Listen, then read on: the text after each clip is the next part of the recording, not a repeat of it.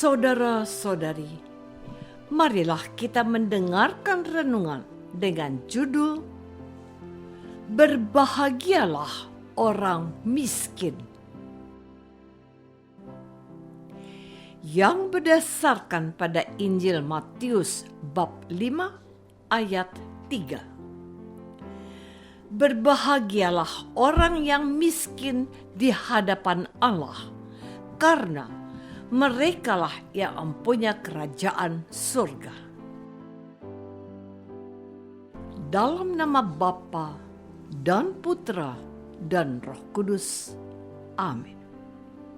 Saudara-saudari terkasih dalam nama Tuhan Yesus Kristus.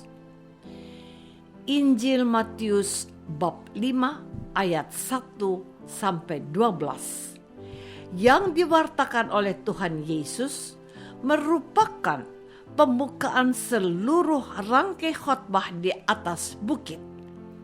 Matius bab 5 sampai 7. Bagian pewartaan liturgi hari ini diberi judul ucapan bahagia atau sabda bahagia. Rangkaian sabda Tuhan Yesus ini selalu dimulai dengan kata berbahagialah. Ayat-ayat suci ini memberikan panduan dan pedoman kalau seseorang yang sudah percaya kepada Tuhan Yesus untuk mengalami kebahagiaan. Apa yang dicari orang selama hidupnya di dunia ini? Kita bisa merinci perbuatan, tindakan, usaha, dan pekerjaan setiap orang. Bahkan kita bisa kerepotan untuk merincinya satu per satu. Ada satu hal yang pasti yang ingin dicapai oleh setiap orang semasa hidupnya. Aku ingin bahagia. Aku bahagia kalau aku punya uang banyak, punya rumah besar, punya banyak teman, punya harta melimpah, punya makanan dan minuman melimpah. Adakah seseorang di antaramu yang tidak setuju dengan pernyataan ini? Aku pastikan tidak ada. Namun, apa jadinya kalau hari ini kuperdengarkan sekali lagi kutipan ayat ketiga hari ini? Berbahagialah orang yang miskin di hadapan Allah, karena merekalah yang mempunyai kerajaan surga. Saudara-saudari terkasih, saya pastikan tidak ada seorang pun di antaramu yang mau miskin atau jatuh miskin. Namun, siapa yang bisa menolak kalau ia terlanjur dilahirkan dalam keluarga yang miskin? Ada anak yang tidak terima dan memberontak.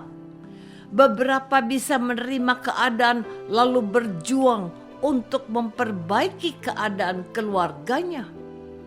Orang ini sukses dan keluar dari kemiskinannya.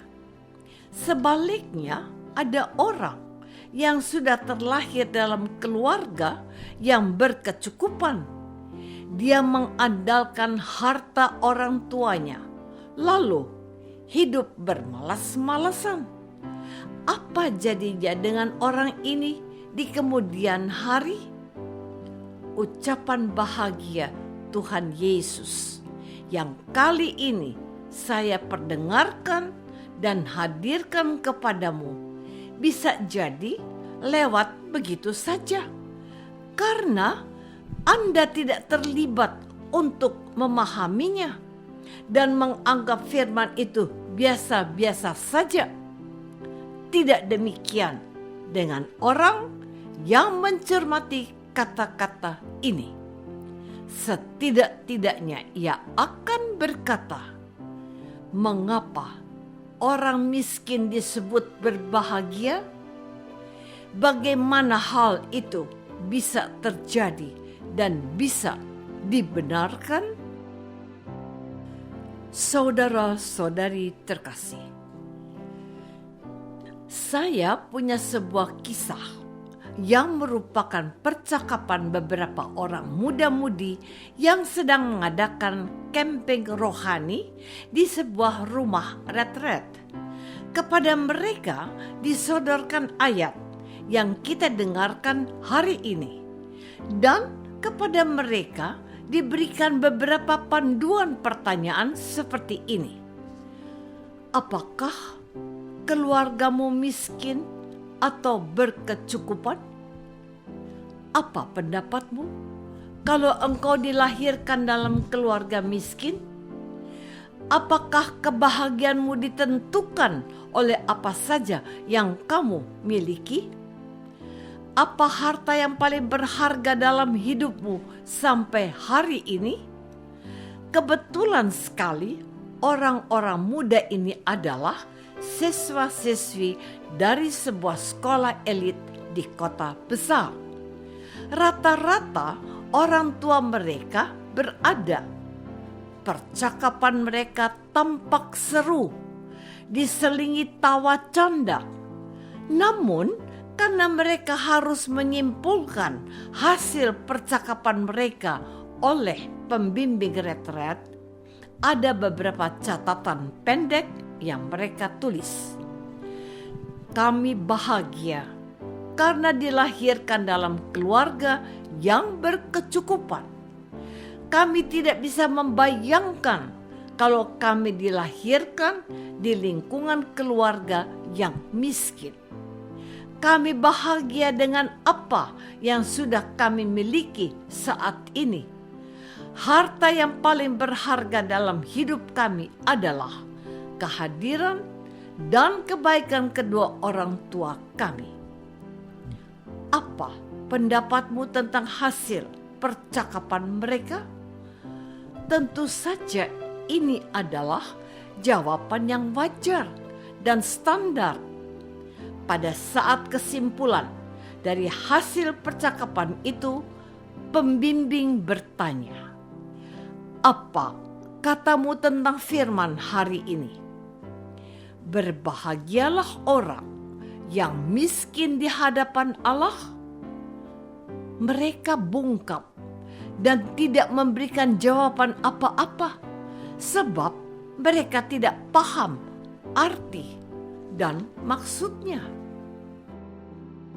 Saudara-saudari terkasih, inilah yang dikatakan oleh pembimbing retret itu. Adik-adik, apapun yang sudah kalian tuliskan dalam retret hari ini, itu sudah benar. Tetapi, mengapa kalian tidak bisa menjawab maksud firman Tuhan hari ini? Kebahagiaan seseorang itu tidak ditentukan oleh banyaknya uang atau harta. Meskipun harus diakui, tanpa uang dan harta, hidup ini tidak mudah dijalani dan dinikmati. Apakah harta yang paling berharga dalam hidupmu? Orang tua. Tepat sekali. Namun, siapakah di antaramu dapat mempertahankan selamanya uang dan harta dan orang tuamu? Bahkan, tidak ada apapun yang akan kita bawa kalau kita mati kelak. Kebahagiaan orang yang miskin di hadapan Allah adalah karena mereka itu mengandalkan Allah dalam hidupnya. Tidak seorang pun tahu apakah hidupnya akan tetap berkecukupan atau sebaliknya berkekurangan. Bahkan dia tidak tahu berapa lama lagi hidupnya di bumi ini. Jadi, maksud dari firman ini agar kita mengandalkan Tuhan selama hidup kita. Bukan uang, harta, dan orang tua. Kita selalu berharap kepada Tuhan yang menyediakan segala sesuatu yang menjadi keperluan kita. Hidup kita pun ada di dalam tangannya. Apakah aku sudah mengandalkan Tuhan dan campur tangannya dalam hidupku? Marilah kita berdoa. Bapa yang Maha Baik, terima kasih sudah mengingatkan kami untuk meletakkan hari esok kami hanya kepada keputusan-Mu dan bukan harta dunia ini. Bantulah kami mengandalkan Engkau dalam hidup kami, karena Kristus Tuhan kami. Amin. Semoga kita semua selalu dinaungi dan dibimbing oleh berkat Allah yang Maha Kuasa. Dalam nama Bapa dan Putra dan Roh Kudus. Amin.